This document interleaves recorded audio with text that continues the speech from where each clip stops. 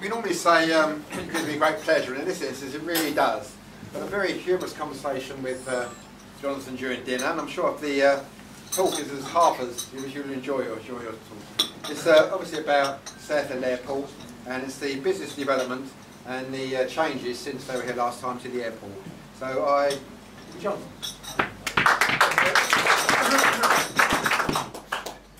First of all, thanks everybody for inviting us down again. Certainly the airport is extremely topical in the local area, and I've spoken to Lee on Sea, Rotary Club and many others around there fairly recently, but it's really, really good to see Hornchurch and Upminster in this sort of area taking some interest as well. This is actually a really critical part of our development, if you like. The catchment area around here is really important to us, and the airlines that we've been speaking to, we really do need to expand our catchment area as far as possible into these types of areas, and the fact that you've cited us as an interesting business to come and talk to you today is great. And we did some focus group market research in Romford recently, and the sort of response we got there was fairly positive as well. So thank you very much, genuinely, for that. By way of an update, I guess there's less fuss around here about things like the flight paths and noise and traffic, and it's actually more, I guess, and correct me if I'm wrong, more about what's going on and when can we fly from there and where we're likely to be able to fly to and that sort of thing. So that's kind of what I'm going to concentrate on today. I know that our managing director Alistair Welch came down to see you less than 2 years ago, I'm told, somewhere between 1 and 2 years ago. Literally in that time the airport has transformed dramatically. I started with the company back in March 2010, having worked in a few other airports around the country in a sort of business development type role, and when I got there were no new buildings at all. There was a new fuel farm where they store the fuel, and that was it. And I'm going to show you some photographs today about where we are at the moment, and the difference is just absolutely unbelievable. It's really, really exciting. So, not to bore you, and Alistair will have spoken about this as well, but the reason we're developing the airport is kind of underpinned by just a couple of these facts. So if I can just start with these. Back in 1967, the airport handled 700,000 passengers, which is kind of the size of Exeter or somewhere like that today, but in those days it was massive, and it's just unbelievable. It was the third busiest airport in the UK, so it went Heathrow, then Manchester, and then Southend, which, to look at it these days, is just an astonishing fact. But what that proves, though, is that there's definitely a market around here. There's a market here of people who want to use Southend, and it's a shame that they can't do that at the moment. It boasted the world's busiest air route. So these days we have London to New York, flown by many airlines, many times daily, with whopping great planes. Back then it was Southend to Ostend, with people who were taking their Rolls-Royce across to Europe before the days of roll-on, roll-off ferries. They drive their car onto the plane, and I think they could get 3 rollers on there, about 40 people, and they were doing sort of 10 or 15 journeys a day back and forward between Southend and Ostend, so people could drive around Europe in their posh cars and things. So really amazing history, and it's things like that that make your ears prick up and think, Southend, there must be something about the airport there. The growth was stunted largely by lack of investment. Come the 70s, we had jets flying all around the world long haul, but jets started to come into the regional market quite heavily, and they needed bigger runways, and they needed bigger runway and safety areas and that sort of thing. And that investment wasn't made in Southend, so it's a real shame. So the airlines then started going to Gatwick, and then Stansted opened in the early 90s, and that pretty much finished Southend's passenger traffic off. And it's largely to do with the runway. So as part of the plans that we're doing now, the runway is a key piece, because if you don't have the infrastructure for the aircraft to land, you're not an airport. But one of the other critical things is the connectivity. We built a new railway station, so that we've got connectivity with London. As much as I'd like to say that Southend is a really interesting destination to people all over Europe, London's a more interesting one, and Southend does have many visitors a year. In fact, 6 million visitors a year, but it's a lot of day trippers out of London and that sort of thing. And I struggle to see where Bernard Jacobs from Germany or somewhere like that is going to come across just to see Southend. So to have that connectivity with London through the railway is very, very important. And there's a number of other developments which we put together on the back of that, which just make the airport experience a really good one. The problem that's happened with most of the airports in and around London now is that they're all massive. And apart from London City, they've all grown and grown and grown, and they've had to. And they've also grown with big long-haul aircraft in mind, wide-bodied aircraft with great big wingspans and great big long fuselages and that sort of thing. And Stansted was built really to be an overspill from Heathrow. So it's built with these in mind. Now, as it turns out, it's 95% narrow-bodied, smaller planes with EasyJet and Ryanair and that sort of thing flying all around Europe. But what that means is their infrastructure is really big, so you've actually got to walk big long distances while you're in that airport, even though you might be only flying somewhere relatively short distance within 3 hours or so. And that's where Southend can really play to its strengths. We're never going to build a really big airport. The infrastructure is never going to be massive. It's always going to be the right size for the aircraft that we're going to be using there. So the walking distance in Southend might be, say, from when you come into the terminal to when you actually get on board your plane, maybe 120 metres. And if you were to compare that with Stansted, the typical journey would be between 1 and 3 kilometres. So that's where we're positioning ourselves. We're never going to be a big airport. We're never going to be 20 million passengers. But wouldn't it be great if we were doing 2 million passengers, serving a fantastic portfolio of business and leisure and VFR, visiting friends and relatives destinations throughout Europe and domestically as well. So that's where we're trying to position ourselves. Stobart Group, I don't know if you're aware, this is one of the Stobart brands, Stobart Air, invested in the airport in 2008, and it's private sector money which is coming in and funding all of the development of the airport, so we're not calling on the public purse at all. And what's quite interesting about aviation generally is it's the only self-funding mode of transport. So your car tax doesn't cover all the costs of the roads around the UK, as you're probably aware. The railway fares don't necessarily cover the railway infrastructure, but aviation is self-consuming, so the income that comes from the aircraft landing and everything like that pays for the runways and that sort of thing, and it's the only transport sector to do that. So we've got some private sector investment going on at the moment, and the figure is getting scary big. It's up to, it'll probably be around 80+ million by the time they're finished.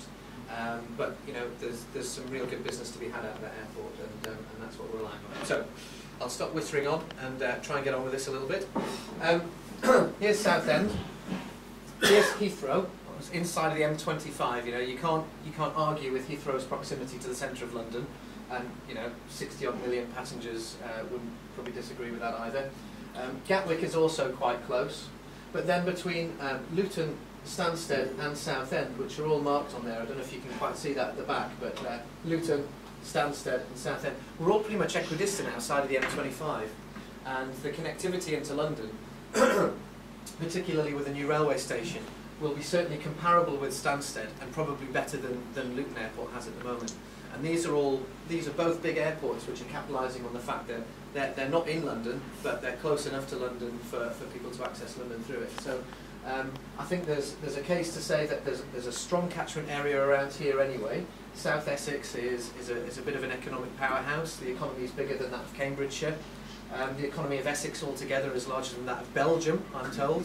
So there's some serious cash floating around. Yeah, good statistics though. So I tell the Belgians as often as I can. But yeah, I mean, our railway line will get you into London in about 50 minutes, and the Stansted Express gets you into London in about 50 minutes. And if you're at Luton, you've got to get a bus to the train station, and one of those runs every 10 minutes or so, and then you've got to get on the train into London.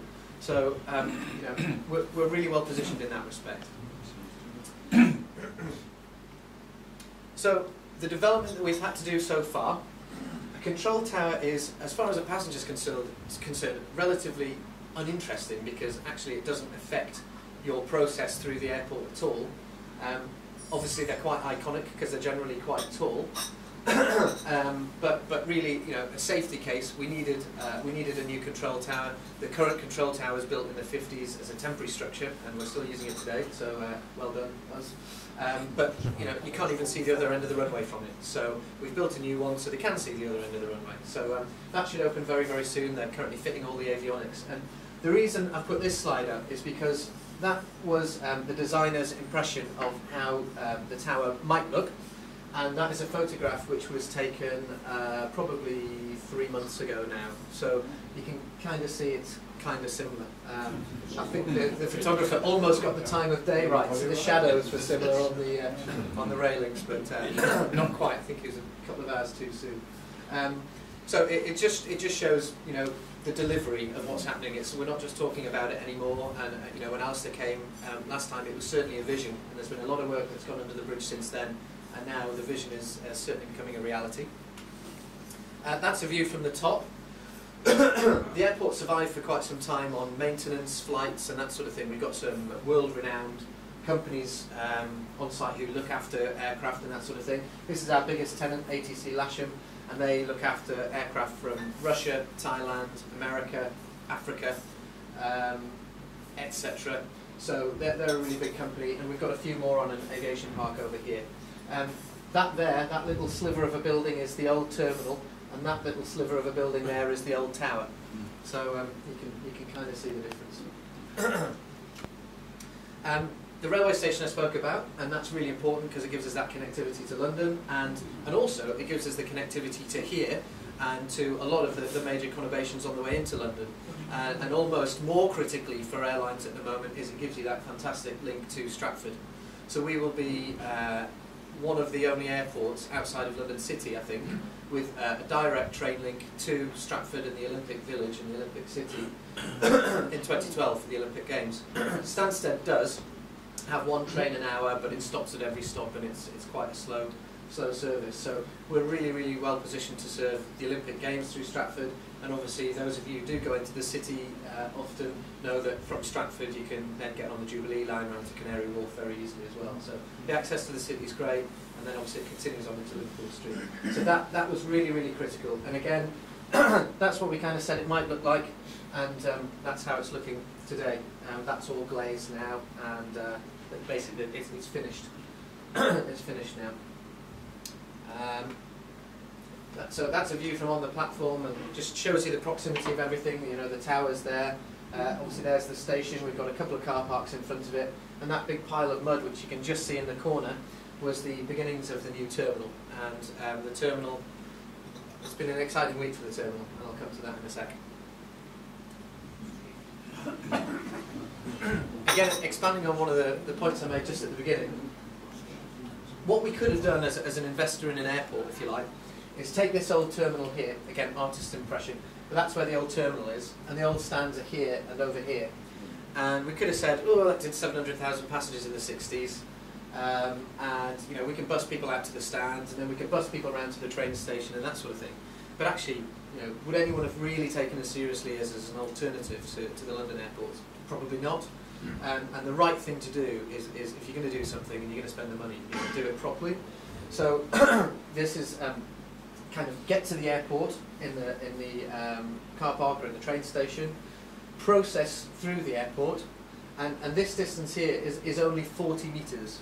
So by the time you've gone inside and gone upstairs through security, downstairs into the departure lounge, and then walk to your aircraft, that's where the 100 or so metres comes from. But that is intentionally small, and then we're building brand new aircraft stands in front of that as well. All of the aircraft stands will be walking stands, so you'll never have to get on a coach. It'll always be close by. If somebody is hard of walking or needs a little bit of assistance, of course we'll have vehicles to do that, but your typical passenger will be self-loading, fortunately. And the whole point is, you know, minimise this time from touchdown to train, or from train to takeoff. And for a business user from Germany, who might fly across from Cologne, who works for Ford, you know, you're on the ground earlier because Southend's actually closer to Germany than most of the other London airports. It's also outside of the congested London area airspace. So you're on the ground earlier, you process more quickly, and you know, you get to where you're going much more quickly. You have a more productive day. And if you're paying some of these engineers and things by the hour, they're astonishingly expensive. So you know, companies like Ford, to use that example, can actually save a lot of money by serving Southend because of their plants in Basildon and that sort of thing. And for the leisure passenger, yes, you're less time critical, but if you are wanting to go away for a weekend to like Rennes in France or Bordeaux or somewhere like that, then you know, if you're leaving work on a Friday night or you want a quick weekend away, it's minimising that contact time with infrastructure that, frankly, you just want to get through to get to where you're going. That's an artist's impression of how the terminal will look, and until this week, that was again just a pile of mud. But this week, while I was away in Ireland the last couple of days, I've come back to see big lumps of iron and steel which are now in place to do the airport. And I went out this morning to take a few shots. Now, this might be quite small from the back. I've got another one in a sec.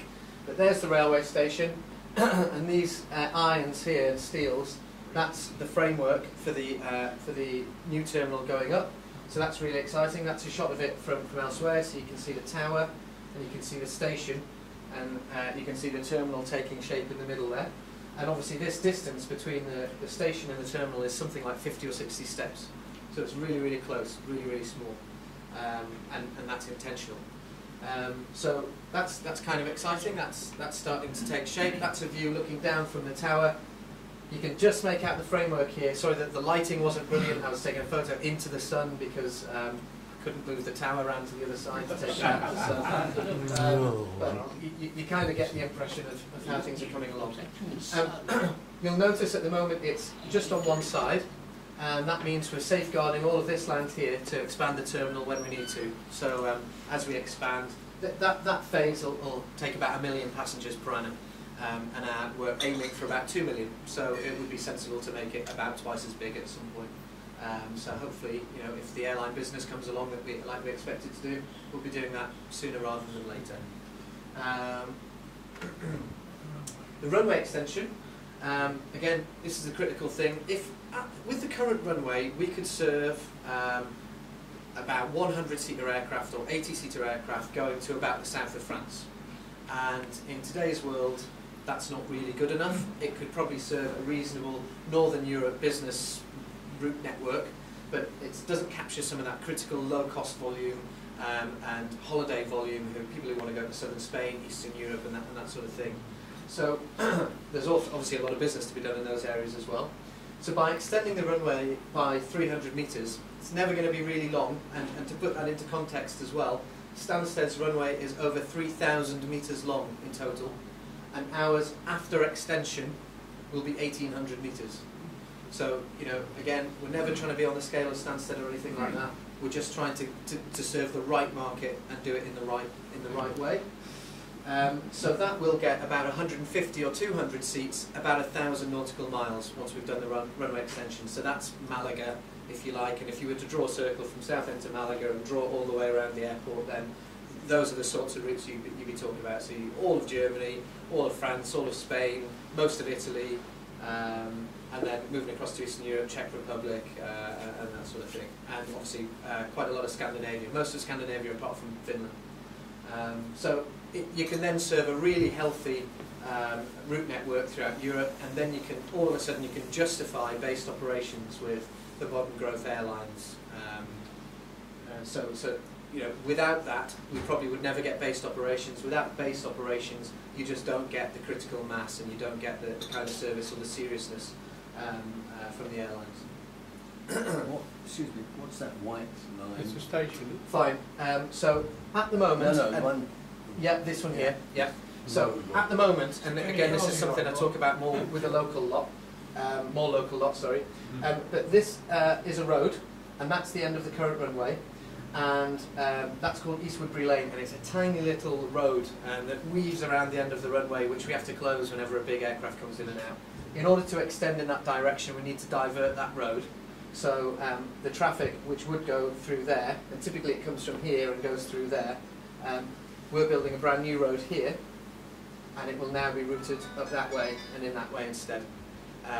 It'll actually alleviate a lot of traffic problems because there's a real traffic pinch point around here in the morning coming in and in the evening coming out. So people are generally speaking fairly happy with that. We had to go through a park, so the park was about this big. So to keep people happy, we're making a park that's that big, and hopefully they're fairly happy with that. I think the biggest complaint was that the new park is going to be something like 10 metres closer to the backs of the houses, which it's still 50 or 100 metres away from. So that's fine. If that's the level of complaint we're getting, that's no worries. We can cope with that. Some of the enabling works have started for the road. We've had permission to start the road from the council, and then at some designated point in the future that the construction guys know about, we'll start to build this as well. And then once this is finished, we will close that road, open that road, and sew up the middle of the runway there, and that will be runway extension complete. Along with the runway extension, we've got all of the latest navigation aids going in, and new lighting systems, and all of that sort of interesting stuff if you're into aviation, but frankly expected stuff if you're just a passenger who wants to get on a plane and go somewhere, or land when it's foggy. So that's the runway extension. That's really important if we're going to be taken seriously as an airport going forwards. And then the final piece, if you like, of this current phase of development is a new hotel, which is going to be just on site, about 4 minutes walk from the new terminal site. It's going to be 4 floors of your kind of 3-star, stay overnight before you fly the next day, or fly in and stay overnight before you go to London the next day, or whatever. And then the top 2 floors will be rather smarter, 12 executive suites, hopefully a Michelin-starred restaurant, private dining experiences, that type of thing. There's a couple of decks out there, and obviously from up here you can see out over the airfield, and it's quite nice. So that should be finished by Q1 2012, in time for the Olympics, and that kind of brings it all. That kind of brings us up to where we are. And the next slide has got a. Sorry, the next slide has got just a. I tried to make it artistic, but I wish I hadn't. But you can see the railway station here, the car parks here, they're all marked now, so this is well, it's quite an old photo actually. The terminal, like I pointed out before, is being built there. We've got this area safeguarded to build more. We can extend the car parks out in this direction. There are a couple of flying clubs here, which will have to relocate, but we've safeguarded areas of the airfield where they can relocate to quite happily, which in the long run will actually probably give them more sensible access, because if this area is getting busy and choked up with people who are trying to fly, you don't want to have to go through all that to get to your flying club. So if it's over here, it'll have its own separate access, and we see that as being fairly sensible anyway. The new stands will be in here. This taxiway, we're building a brand new one which will go across there. And then there's the fields that the runway extension will go into over on the other side. And yeah, that's kind of how things are looking at the moment. Things are developing very nicely. We've got aviation services starting at the end of March with Air Arran, probably flying a couple of routes to Ireland. You might not be familiar with Air Arran. They're currently serving Luton with a couple of Irish regional routes. They're a relatively small airline. They're pretty big fry in Ireland, and they're vital to people who want to get around Ireland, and they're doing a lot of public service obligation routes and that sort of thing at the moment over there. But they've got some quite interesting ideas about what they want to do out of Southend. We're also in a very, very good position with a large household name airline who we can't name at this stage, but we're very hopeful that they would start with 3 based aircraft in March 2012, before the Olympic summer, and things are ticking along quite nicely with them as well. And there's a number of other little things which are going on, which, you know, some may come good and some may not. But the interesting thing is, I've worked in a few airports around the country now, and this is the first airport where the contact that we have from airlines. So it's, you know, we can go out and talk to airlines all we like, and airports will do that. But this has had airlines ringing up and calling us and saying, oh, you know, what's going on, and when's that going to be ready, and, you know, what new instrument landing system are you going to have, and how long's your runway going to be? And it's amazing the interest that's out there. You know, we're really, really on the commercial aviation map at the moment, and even central government, Theresa Villiers, alluded to one of the reasons why we don't need a second runway at places like Stansted is because there's up-and-coming places like Southend. So it's interesting that we've got that sort of support. I'm just going to show you a quick video, which is also out of date because things are changing so quickly, but it's a fly-through of how the terminal will kind of look and feel. And I'll kind of talk over it because a few things have changed. And then after that, happy to take a few questions if you like. So.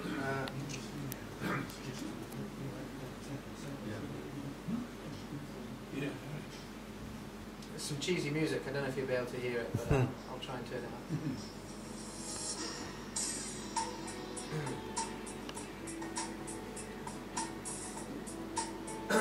The quality's not great, but it's not playing DVDs for some reason. This is obviously, we know where Southend is, but perhaps a German airline or somebody like that might not, so this is just an orientation slide. But again, it accentuates how similar we are to Luton and Stansted in terms of distance outside of London.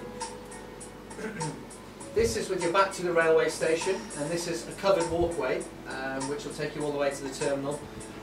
We're adamant that nobody will get wet if it ever happens to rain in sunny Southend and they're on their way to their aircraft. Warmest and driest place in the country, somebody told me. I don't know whether they were fibbing, but so there'll be covered walkways landside to get you to the terminal from the railway station, the car parks. There'll be covered walkways airside as well to get you to the aircraft, and covered steps and that sort of thing. As you come in, you turn left and go into the check-in area.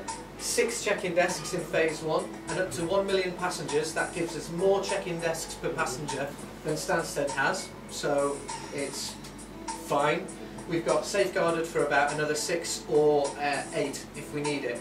Frankly, the way people are checking in is changing. People are checking in online a lot more, so the demand on check-in desks is lower.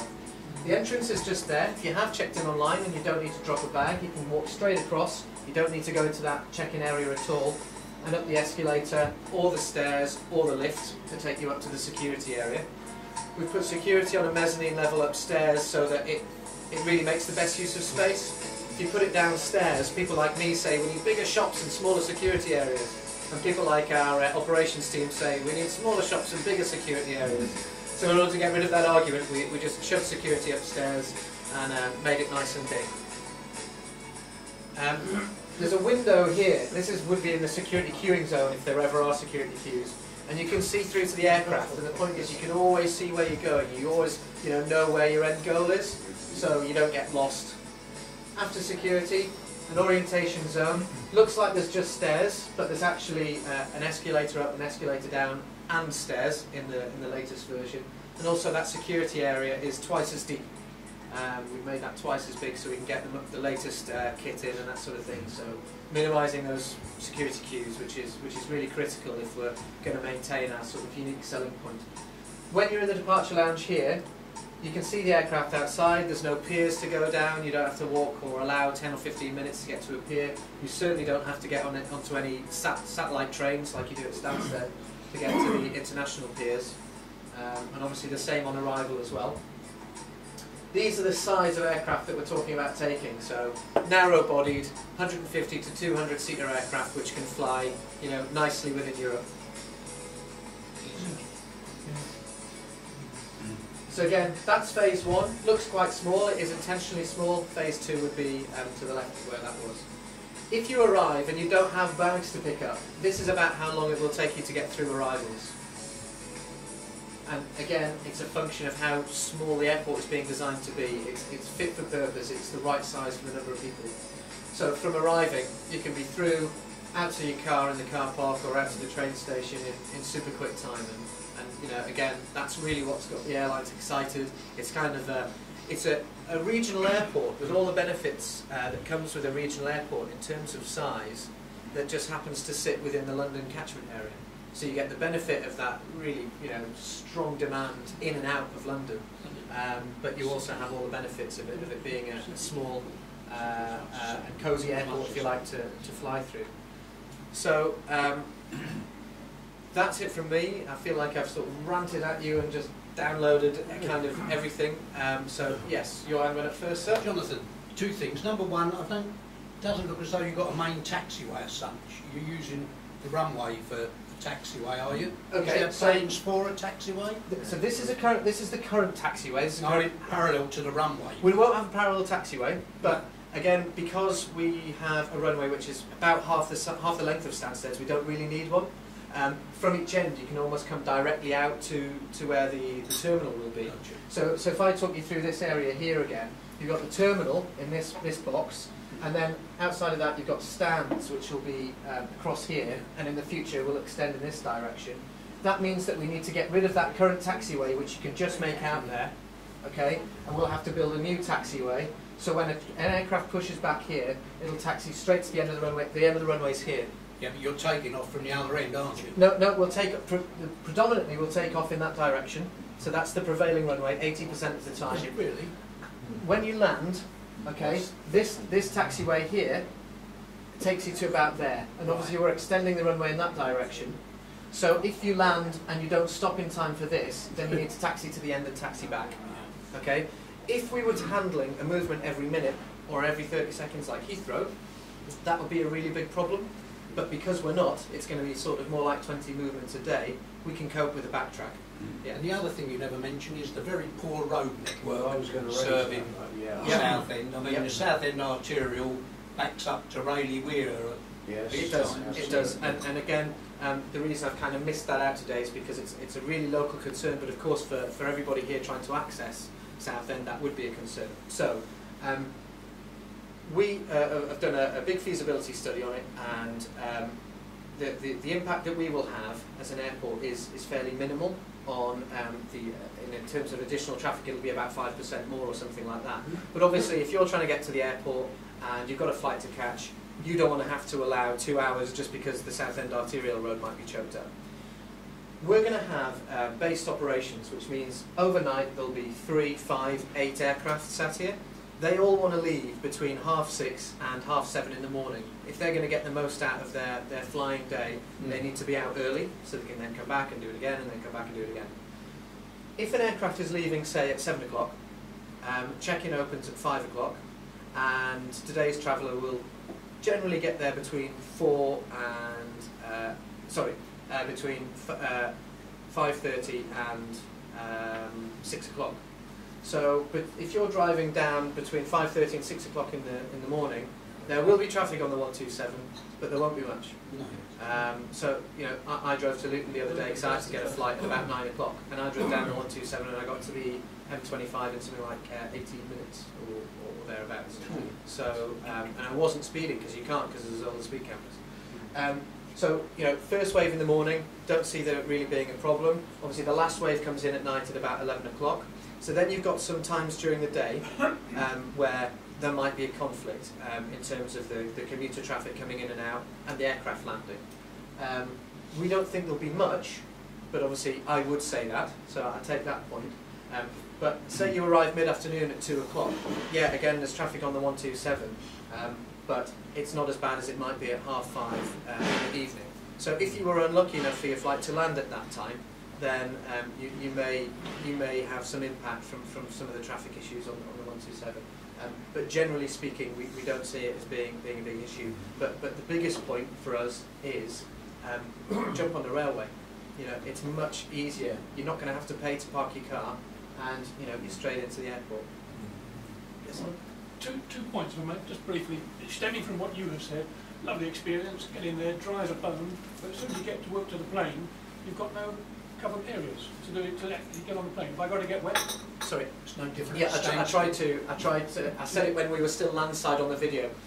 Airside, we will also have covered walkways and covered steps. Right. So the only gap that you will have is on the covered walkway landside, where it stops to let a road go through and then starts again. So the width of a road, and then when you're airside, all the distance that you travel in this direction will be covered, and the steps will be covered. Right.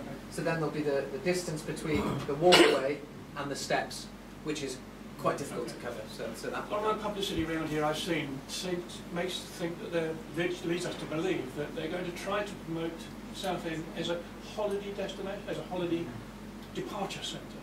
Is that what you're looking for? Are you looking for holiday traffic, or are you looking for commercial traffic? We think well, it's all commercial traffic, as far as we're concerned. But you know, in terms of holiday destinations, they're vital, and you can barely operate an airport these days unless you've got that underpinning of the leisure destinations. And if you picked a random regional airport in the UK and looked at the business content versus the leisure content, the leisure content outweighs the business content by about tenfold. London City doesn't do that. London City is very much a business airport. It's very much serving a unique and a specific catchment area around the Docklands, the financial district of London. Yes, there's other people with the money to sort of fly out of somewhere like City around there, and they have much fewer leisure destinations. And London City is very much a special case, and it's not typical, nor is Heathrow. But if you were to pick a regional airport, like, to use the ones that I've worked for before, Exeter, Newcastle and East Midlands, Exeter had a reasonably high business content at about 20%. Newcastle's business content was about 10%. I forget East Midlands. But typically it's around 10–20% at the most. London City is probably more like 60 or 70% business, but again that's different. We anticipate from all of the analysis that we've done that our business content will be 30+%. So that is a disproportionately high percentage of business compared to a similar airport elsewhere in the UK. You will draw from London as a company? We will draw on the market in and out of London. Yeah. And a lot of the local market will be leisure. Yes, sir. That railway station, will it be open to commuters to the city? Absolutely. The issue that we have at the moment is this here is Rochford district, Yes, and this is Greenbelt. Okay, so we've cleared this area here, as you can see, and we're using that for plant machinery and everything like that at the moment. As we go forward, it would seem logical and sensible to have an access here for there's a lot of houses here. That's right. We've got a lot of neighbours. For them to have access to the station and to the airport via that means. We're taking things one step at a time. We've got an awful lot of planning applications going in for runway extensions, new navigation lanes, control towers, train stations, hotels, you name it. So at the right time, when things are a little bit take a breath, we will then speak to Rochford Council. We've already conveyed that we might like to do it, but this would make a very, very sensible location for a transport interchange. So we could have local taxis, we could have local buses, and it would be a very intermodal little unit because we'd have car, train, bus and plane. So that would be our long-term goal for that, but we don't really talk about it too publicly because we haven't gone to planning for it or anything like that. But that's a long-term vision yet, for 4 years, say. With due to the increase in the traffic, did you receive any opposition from the people who live there, those houses in Rochford? So in order to check that, because we're mindful, I mean, you look here, these are all houses. We do have an awful lot of neighbours, and a lot more than most airports have. Safe City, again, being a bit of a special case in Docklands. So we surveyed all of the houses which face the airport. And the funny thing about Southend is that it used to be a very prosperous town in terms of people from London coming out to holiday in Southend. It's the closest beach, it's the closest seaside, and it's obviously a bit of a holiday town. And that's why it still has 6 million visitors a year, as I mentioned earlier. And I don't know if I mentioned earlier, Lyme Regis in Dorset, which is a very popular destination, has 2.5 million visitors a year. So Southend having 6 million is really quite something. But in terms of the people locally, a lot of them have therefore been involved in tourism historically, and they can remember the glory days of the airport where there were planes flying in and out all the time, and the planes back then were much noisier than they are today, so you notice them. And that was also in the boom times for Southend. And a lot of the feedback that we get is, oh, I remember when the airport was busy and I've done this and I've done that. Everyone's got their little story in Southend that relates to the airport. And there's definitely a link between people relating the glory days of Southend as a town to the glory days of the airport. There's a huge regeneration going on Southend seafront at the moment. They're spending millions pedestrianising areas and making it much nicer. At the same time as this private sector investment's going into the airport side. So generally there's a local feeling of optimism about what's going on, and we just announced a load of additional jobs recently and that sort of thing. Southend needs jobs. Whoops, sorry. But going back to my survey, we surveyed all these people just to find out actually, our closest neighbours who are going to be most affected by any noise and traffic and everything like that, how do they feel? And it was 82% positive. That's of our closest neighbours. We did some tours of the airfield recently, just to, again, local people could register for free and come and jump on a Stobart coach, and we took them around and talked to them about what we're doing. And we showed probably about 300 or 400 people around over the course of a couple of days. They weren't our direct neighbours, they were people from Southend and Rochford districts of Borough. And that was 97% positive. So there's a vocal minority of people. There's a group called Stop Airport Extension now, who are anti the airport, and you know, if we didn't have anything like that, we'd be stunned. And you know, as an airport, would we be even being taken seriously if we didn't have some antis? You know, it's very high profile. So we expect that, and we expect that sort of thing, and it kind of makes sense that we would have that. And you know, it makes everybody double check everything that they're doing and make sure that we don't do anything wrong. Just a quickie, Mr. President. John, is it possible for a coach to be organised for Rotarians to go down and have a look round? What I would suggest is we do it about once a year, and if you are interested in doing that, you know, please register that time. The number of people who want to come and have a look at what we're doing, because it is exciting and there is a lot going on, we just couldn't appease everybody, I'm afraid. No. So as much as I'd love to say yes, yes, a line and we can talk about it. Please do. Yes. Sorry, Mr. President, I've gone far too long. No, I'm just conscious of the staff actually, and as usual we've run out of time on such an interesting matter. But I'll call upon Ron now to give a vote of thanks, please. Thank you, Mr. President. Well, fellows, I don't know about you, but I'm very excited about this new project. I think as local business area, it's going to do a lot for this area and possibly a lot for the country in general. So that is to me exciting. My earliest memories go back to 1946.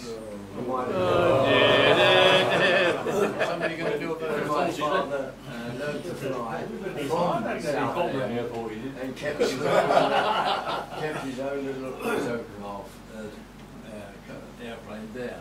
So I flew from there a few times in those days when it really was a grass airport. Yeah. But thank you very much indeed. It's most interesting. Everybody, I'm sure, here is very interested in what's going to happen. And I'd like to